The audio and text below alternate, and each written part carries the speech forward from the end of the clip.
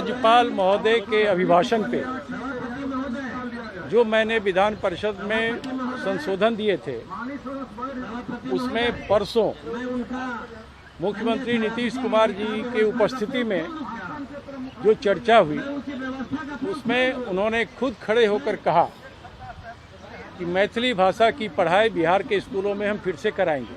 हम इसके पक्ष में। आज इसी मुद्दे पर मेरा गैर सरकारी संकल्प था। तीसरे नंबर पे यह बिहार विधान परिषद राज्य सरकार से यह अभिस्ताव करती है कि वह बिहार के स्कूली पाठ्यक्रम में अनिवार्य विषय के रूप में मैथिली भाषा को फिर से शामिल करेगी। तो आज वही मुख्यमंत्री जो 2 दिन पहले कहा कि हम इसके पक्ष में हैं, आज वो मुकर गए। कहने लगे अरे यूपीएससी में है, बीपीएससी में तो शामिल ही है।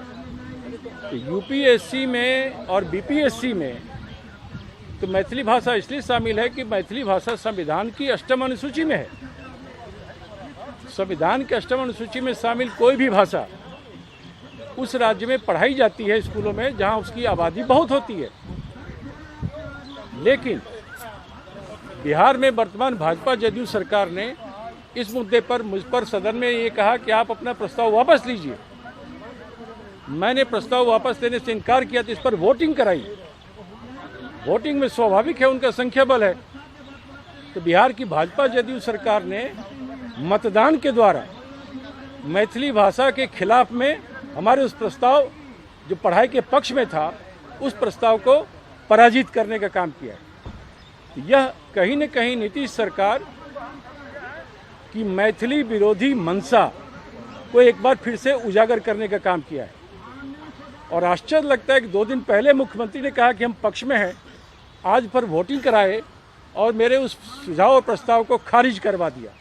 क्योंकि मैथिली भाषी या कांग्रेस पार्टी की तरफ से था, उसमें बहुत कम लोग पक्ष में थे, बहुमत उनका पक्ष में था, तो उन्होंने मैथिली की पढ़ाई बंद कराने के लिए मतदान कराया। कांग्रेस का स्पष्ट मानना है कि बिहार की नीतीश कुमार सरकार न सिर्फ मिथिला विरोधी है बल्कि मैथिली भाषा के भी विरोधी है। वो एक बार फिर से आज उजागर हुआ है। अब इस मुद्दे को लेकर हम लोग मिथिलांचल में जाएंगे और वहाँ के लोगों को बताएंगे कि आपने ऐसे ही लोगों को चुनकर भेजा, उसी इलाके से बीजेपी जदयू के ज़्यादा लोग चुनकर आए और आज उस सरकार ने मैथिली के खिलाफ वोटिंग किया है। मैथिली की पढ़ाई ना हो इसके लिए वोटिंग किया है। इस सरकार के मैथिली विरोधी रुख की हम निंदा करते हैं, लेकिन इस लड़ाई को हम नहीं छोड़ेंगे। पिछले 2.5 साल से मैं लगातार हर सत्र में इस मुद्दे को उठाता रहा हूं और मुझे परसों आशा जगी थी कि सरकार ने मान लिया है, लेकिन आज पता नहीं क्या 2 दिन में हुआ कि मैथिली भाषा की पढ़ाई ना हो इसके लिए सरकार डट के खड़ी हो गई। उनके इस प्रयासों की हम निंदा करते हैं और मैथिली भाषा की पढ़ाई स्कूलों में अनिवार्य विषय के रूप में हो, जो कांग्रेस के समय होती थी, उसके लिए आगे भी हम अपना संघर्ष